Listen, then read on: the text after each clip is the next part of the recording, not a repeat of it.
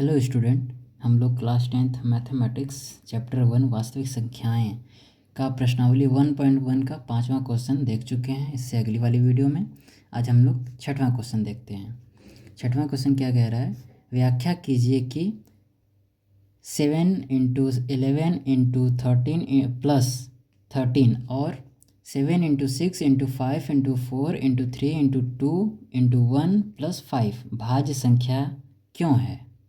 ठीक है, तो चेक करते हैं इसको हम कि ये जो संख्याएं हैं ये भाज्य क्यों हैं और भाज्य और अभाज्य होने की कुछ नियम, कुछ शर्तें हैं जो कि अगर कोई भी संख्या का फैक्टर करने पे उसका गुणनखंड अगर 3 मतलब 3 डिजिट में आता है, 7 इंटू 11 इंटू ये 13, ठीक है, कम से कम 3 डिजिट में आना चाहिए मल्टीप्लाई ग्रुप में। जैसे हम लोग एलसीएम निकालते हैं या फैक्टर कोई भी करते हैं गुणनखंड, मान लीजिए, तो मान लीजिए 50 का कर रहे हैं तो 2 से काटेंगे, ठीक है, 25 आएगा, फिर 5 से काटेंगे, फिर 5 आएगा, फिर 5 से काटेंगे, एक बार में कट जाएगा।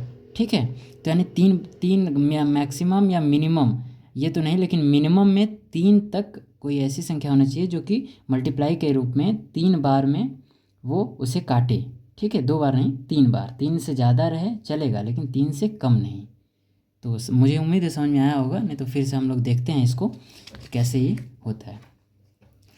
तो दिया है 7 इंटू 11 इंटू 13 प्लस 13, ठीक है, ये दिया है। तो हम लोग इसमें से कॉमन निकालते हैं पहले। ठीक है, तो जो 2 ठो है उसको हम लोग निकाल लेंगे तो वो कॉमन हो जाएगा। ठीक है, तो देखते हैं कॉमन में हम लोग 13 निकाल लेंगे यहाँ से, तो ब्रैकेट में क्या बचेगा, 7 इंटू 11 और यहाँ से निकल गया तो इंटू 1 हो गया प्लस 13। ठीक है, इतना बचा। अब हम लोग इन सबको अंदर जो भी ब्रैकेट के अंदर है उसको सॉल्व करते हैं। तो ये 13 वैसे ही लिख देंगे, 11 7 77 हो जाएगा। 77 में 13 जोड़ेंगे, ठीक है, ये प्लस है ना, तो 13 जोड़ेंगे, तो 77 में जब 13 जोड़ेंगे तो हो जाएगा 77 प्लस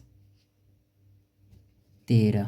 ठीक है, अब ये 7 3 10 का 0 हासिल 1, ठीक है, और 7 1 8 1 9 हो जाएगा। ठीक है, ये ब्रैकेट में हो जाएगा और ये बाहर, तो गुणा होगा। ब्रैकेट के अंदर जो संख्याएं रखी होती हैं और ब्रैकेट के बाहर, तो उन दोनों में क्या होता है, गुणा होता है। तो ये हो जाएगा 13 गुणित 90। ठीक है, ये हो गया। तो अब हम लोग क्या करते हैं कि 13 गुणित 90 ये 2 डिजिट हैं, इसका तो हम लोग गुणनखंड नहीं कर सकते ना, इसको 13 कम 13 1 1 कम 1, तो इसको बस यही 2 ही कर सकते हैं, या तो ये खुद से कटेगा या तो फिर 1 से, लेकिन इसको हम लोग कर सकते हैं। तो इंटू में इसको हम लोग 2 रूप में तोड़ेंगे, तो इसको हम लोग 13 इंटू 45 इंटू 2 इस टाइप में कर सकते हैं। ठीक है, देखिए 13 गुणित 45 गुणित 2, 90 को हमने 2 रूप में तोड़ दिया, तो यही आपका आंसर हो जाएगा। ठीक है, दूसरा देखते हैं। दूसरा क्या है, 7 into 6 into 5 into 4 into 3 into 2 into 1 plus में 5। ठीक है, तो अब इन सब में से हम लोग कॉमन लेते हैं, यहाँ लाइनिंग कर लेते हैं। ठीक है, तो इन सब में से कॉमन क्या लें, 5 मान लीजिए ले लेते हैं। ठीक है, तो 5 हमने कॉमन लिया, तो ब्रैकेट में क्या बचेगा, 7 इंटू 6 इंटू 5 तो निकल गया तो 1 हो जाएगा, into 4 into 3 into 2 into 1 plus 5, ये हो गया ब्रैकेट के अंदर। अब हम लोग ब्रैकेट के अंदर वाली सभी संख्याओं को हम लोग सॉल्व करते हैं। ठीक है, 7 6 42 हो जाएगा, फिर 42 का 4 में करते हैं, तो 7 6 42 हो गया, मान लीजिए ये 42 42 हो गया, और ये 4 3 12 12 के 12 24, 24 में 5 जोड़ेंगे तो 29 हो जाएगा। ठीक है, तो इंटू पहले करके ये क्या करते हैं, 4 3 12 12 के 12 24 24, और ये प्लस में 5 है। ठीक है, तो अब हम लोग इसको सॉल्व कर लेते हैं। ये ब्रैकेट में है, ये 5 बाहर रहेगा, ये 5 मान लीजिए यहाँ पे है। 42 में 24 का गुणा करेंगे, तो हम लोग अलग से गुणा कर लेते हैं 42 और 24 का।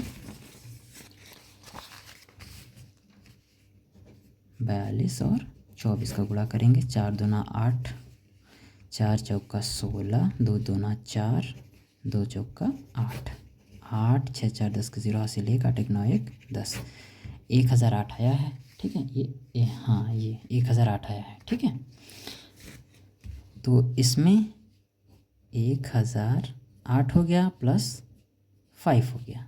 ठीक है, तो 1008 में 5 प्लस करेंगे तो ये 5 इंटू 1008 में 5 प्लस करेंगे तो हो जाएगा 1000, 8 5 13, 1013 हो जाएगा। और इतना आया है तो हम लोग इसको 2 रूप में तोड़ेंगे या फिर अलग से हम लोग इंटू लगा के 1 लिख सकते हैं। ठीक है, ये इंटू लगा के 1 लिख लिए, ये 3 रूप में आ गया। ठीक है, ये इसका आंसर हो जाएगा। मुझे उम्मीद है आपको ये समझ में आया होगा। अगर नहीं आया तो आप लोग कमेंट करिएगा। ठीक है, तो मैं दोबारा इसको बताने का प्रयास करूँगा। Okay, thanks for watching.